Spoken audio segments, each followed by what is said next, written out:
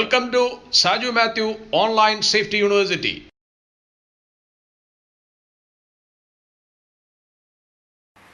Hi, how are you? I'm fine, sir. How are you? I'm also doing well. Sir, I have few doubts regarding the topic audit. Oh, audit. Yes, sir. Before going into audit part, so far we were discussing about the health and safety management system components. We know what is health and safety management system. See, in order to ensure good standard of health and safety at workplace, a systematic approach towards health and safety is essential. For that, internationally accepted health and safety management systems are being followed. Management system examples are OSHA's 18001, ILO OSH 2001 and HSG 65. This management system comprises of various elements like POPMARA, policy, organizing, planning and implementation, measuring performance, reviewing, auditing and continual development. Policy, we know, policy is a commitment of the management to comply with the health and safety legislation. The organizing part talks about the roles and responsibility. Planning part talks about the risk assessment. Then measuring performance means how we are performing. This performance can be measured through two methods, actually through active monitoring methods and reactive monitoring methods. Audit is one of the active monitoring method.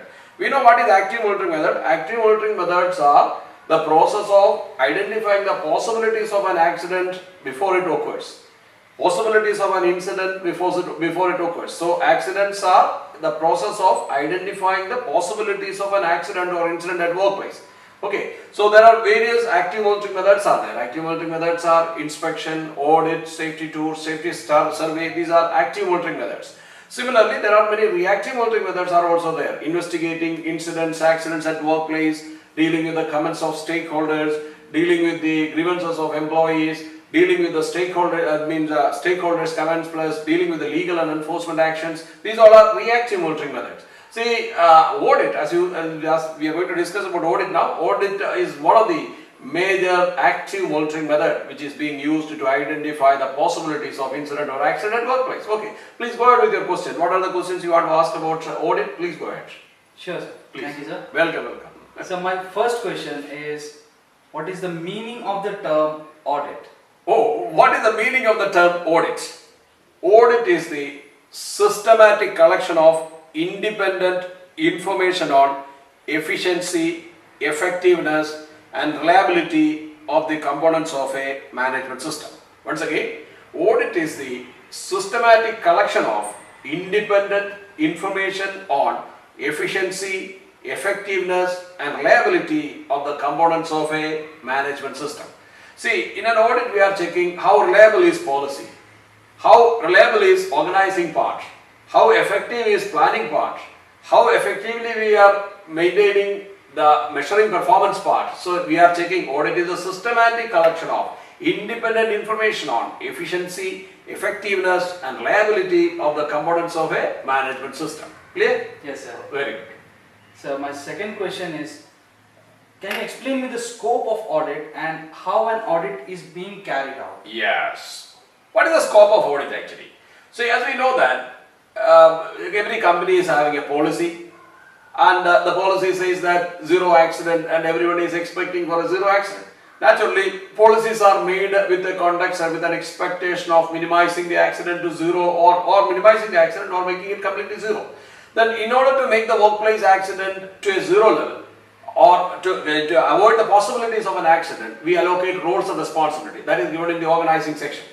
Now, in order to ensure that workplace accidents are minimized, for that we make safe system of work, we conduct risk assessment, we make safe system of work, we make procedures, as per the legal directives we make procedures.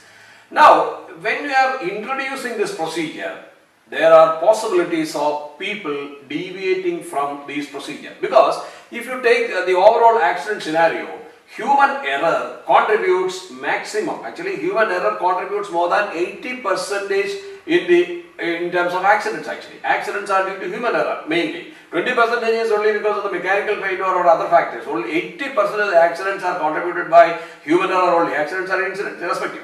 So, what happened? The scope of audit is to check how these procedures are being implemented, how the people are working. Is it only an individual level problem? The problem is only at the individual level, or there is a system problem? Actually, audits are intended to assess the effectiveness, efficiency and reliability of the components of a management system. Sometimes what happens, workplace accidents may not be due to the human error alone, maybe due to the system failure. Now through an audit, the main scope of an audit is to check whether the system, how the system is working whether it is working properly or not, how the system is functioning. Is it effective or not? How reliable it is, how effective it is, how efficient it is. Each component wise when we check, we will understand whether the system is adequate or not. The health and safety management system which we are following is adequate or not. That is what we are checking through an audit. So that is why the definition itself, the scope is understood. Audit is a systematic collection of independent information on efficiency, effectiveness and reliability of the components of a management system. People might be doing the mistake, error, maybe due to policy failure. People might be doing the mistake due to lack of responsibilities and it might not have allocated to them. People might be committing mistake at workplace due to wrong procedures being followed. People might be doing the mistake because of the lack of risk assessment at workplace. And the control measures are not effectively implemented. It was not identified initially and it is not implemented, maybe. So through an audit, we are checking the effectiveness, efficiency, effectiveness and reliability of the components of a management system. Now the other question, how do we conduct an audit? Most of the things, I must tell you openly, when I was conducting training to many organizations, when I asked the people, how do you conduct an audit? Hardly people used to tell in an order how the audits are being conducted. Now, let's understand how the audits are being conducted. In an audit process, there will be an auditor. And assume that I am the auditor and you are the auditee. You represent one company, I am coming to a company for an audit. I am the auditor, you are the auditee. Who is being audited is known as auditee. Auditor will send an audit notification to auditee at least 10 days in advance. In this audit notification, I will explain when is the audit, where is the audit, what is the scope of the audit, which all are the documents I am going to verify, who all are going to accompany me, who else is going to be with me. Everything will be written in the audit notification. It will be sent to you at least 10 days in advance. So, auditor will send audit notification to auditee.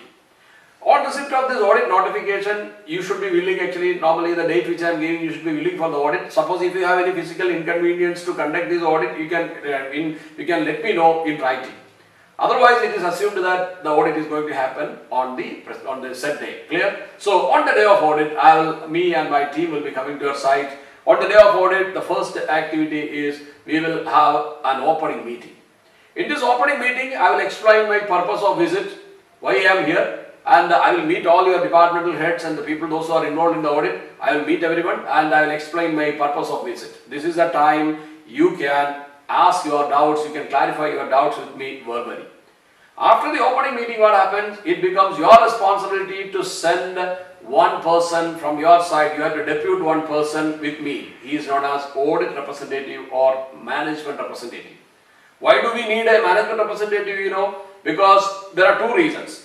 Once you are deputing one person from your side to me, what happens? He will act as a witness for you. Otherwise, in your representative's absence, if I write something, you may not be accepting it. Correct or not? So during the audit, he will be taking me to the first one. He will be taking me to the site. I am not so familiar with your workplace. So he will be assisting me. He will be taking me to your workplace. And he will make me familiarized with the workplace. Number one. Number two, he will act as a witness for you. Now, first, auditor will send audit notification to auditee. On the day of audit, there will be an opening meeting.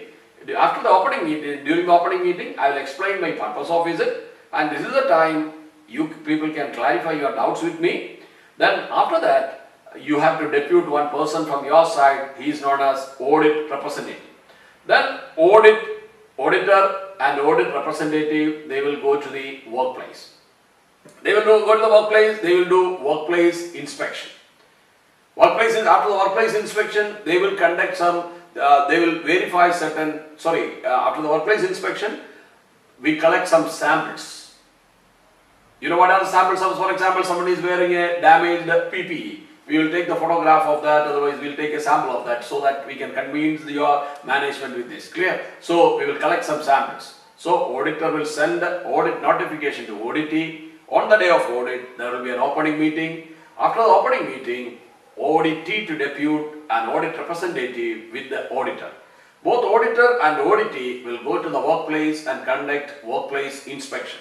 After the workplace inspection, the team will collect some evidences or samples. In addition to that, they will be conducting some interviews with the people to check their competence level.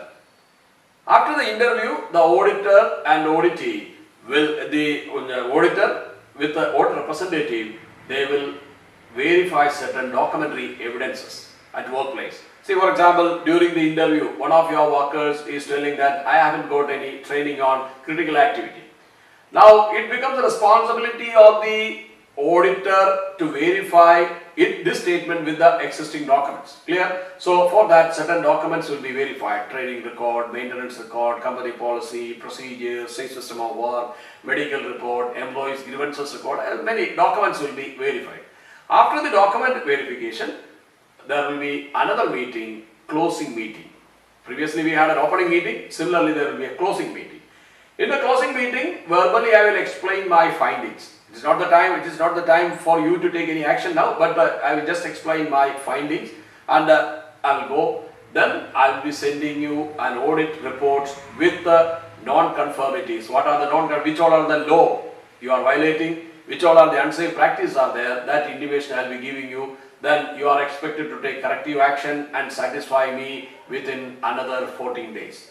If you are within 15 days, within another 14 days, if you don't come back to me, I will be sending again a fortnightly reminder. Once again, how the audit process is happening, auditor will send audit notification to auditee, and on the day of audit, there will be an opening meeting. After the opening meeting, auditee to depute an audit representative. This audit representative and auditor will go to the workplace for workplace inspection. After the inspection, they collect some samples from the workplace. After collecting samples, they will conduct some interviews with the people. After the interview, they will verify all these with the existing documents. After the document inspection, there will be a closing meeting.